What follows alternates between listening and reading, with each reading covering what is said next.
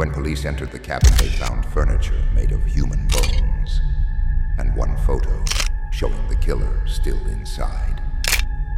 His name was Elmer Gratch, and no one who met him ever spoke about it twice. He lived alone in the woods, miles from the nearest road, where people said screams echoed like bird song, constant, distant, and just believable enough. No one went near his land. Those who tried didn't come back.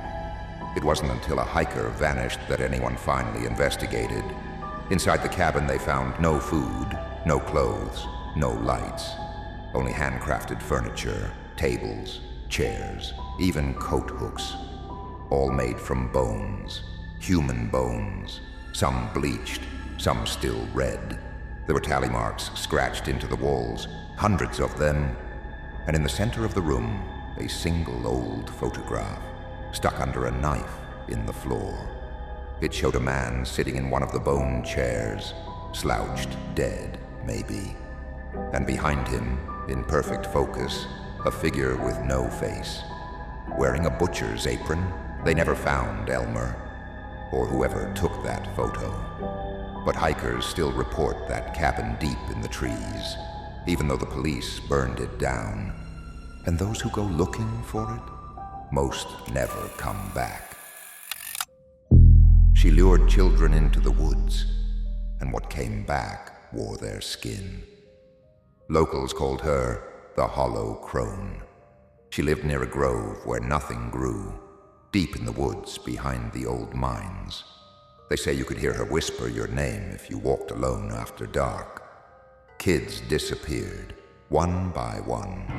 First, the Sullivan twins, then Marky from 4th grade, the one who left school early and never came home.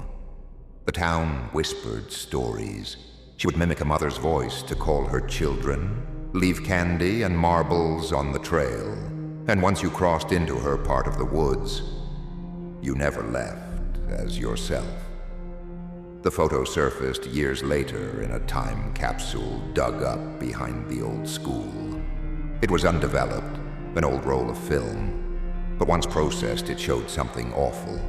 A row of kids in tattered clothes, standing still, all of them smiling the same crooked smile, and behind them, just barely visible in the trees, a hunched, bone-thin figure, eyes like cracks in ice, mouth wide open, like it never closed. They burned the grove, paved over the woods, but kids still vanish when the wind howls, and sometimes they return, but different. The guests never left. They just stopped being human. It was called the Bellwether Hotel, built in 1919, high in the mountains, cut off by snow for half the year. No Wi-Fi, no signal, no roads in winter, just a cable car. It was supposed to be luxury, a retreat for the rich. But something was wrong. Staff started quitting without notice. Guests complained of waking up in rooms they didn't book. Wrong floors, wrong numbers, walls that bled wallpaper. One woman vanished in the elevator. Another was found in a bathtub filled with black water. But no plumbing was ever installed in that wing. The hotel changed people. A couple who checked in smiling was seen days later standing motionless in the lobby, holding hands, bleeding from the eyes.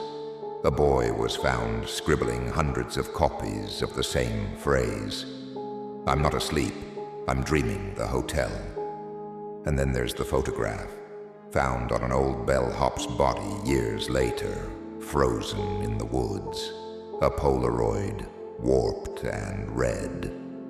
It showed the hotel ballroom, filled with guests, only they weren't dancing. They were staring into the camera, expressionless, identical.